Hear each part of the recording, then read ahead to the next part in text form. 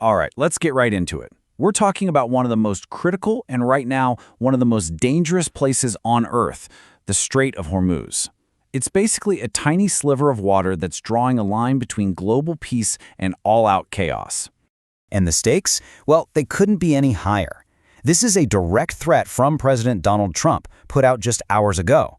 And it really crystallizes the whole situation. This isn't just some regional spat. It's a conflict that could pull a global economic trigger. So, how did we even get to this boiling point? To really get it, we need to understand how this massive conflict, which could easily spiral, ended up being all about this one incredibly narrow waterway. So picture this, it's March 2026. For 2 weeks now, the skies over Iran have been just filled with fighter jets. This whole thing kicked off on February 28th, after joint U.S.-Israeli strikes on Iran's military killed the country's supreme leader. Now the bombardments are getting more intense in major cities, and honestly, the entire region is just on a knife's edge. But to really understand why the entire world is panicking, we have to look past the military action and zero in on the geography. What is it about this strait that matters so much? And the answer is this term right here, an energy choke point. The best way to think about it is like the main artery for the world's energy supply. You've seen what happens when just one ship gets stuck in a canal, right? The global economy basically holds its breath. Well, the Strait of Hormuz is the biggest, most important energy choke point of them all. And here's the part that is just mind-boggling. At its absolute narrowest point, the shipping lane, it's only 33 kilometers wide. That's it. A distance you could drive in less than half an hour has the power to bring the entire global economy to its knees. This chart really puts the volume into perspective. We're talking about up to a quarter, a full 25% of the entire planet's oil supply getting funneled through that tiny gap. It's an absolutely astounding amount of energy. So what does that percentage actually look like? Well, it's 20 million barrels of oil every single day. Just try to wrap your head around that number for a second. The sheer scale is staggering. And here's the crucial point.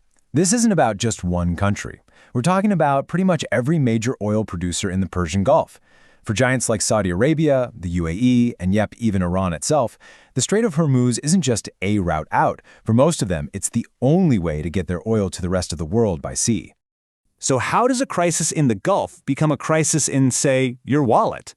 Because what happens in the strait does not stay in the strait. It ripples out and hits everything from global shipping all the way to your gas tank.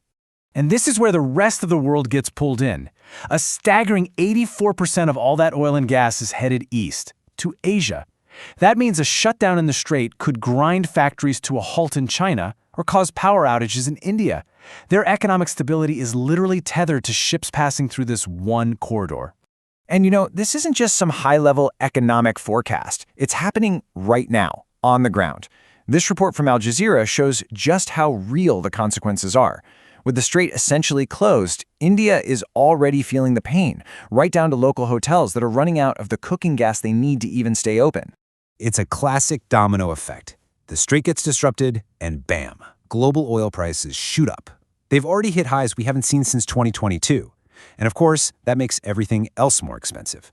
This isn't just about corporate profits, it's about what you pay at the pump. It's about the cost of food. It means rising inflation for everybody everywhere. So with the world economic teetering on the edge, what on earth happens next? Well, that brings us to the final piece of the puzzle, where two very powerful, very different forces are going head-to-head to decide the future. So who gets to decide when this all ends? As you can see, we have two completely opposite takes.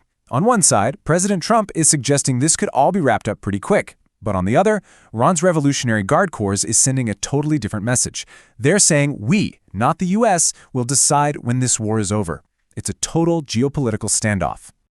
So if the politicians are at a stalemate, what's going to break the deadlock? Former U.S. Secretary of State Antony Blinken actually gave a really powerful way to think about it.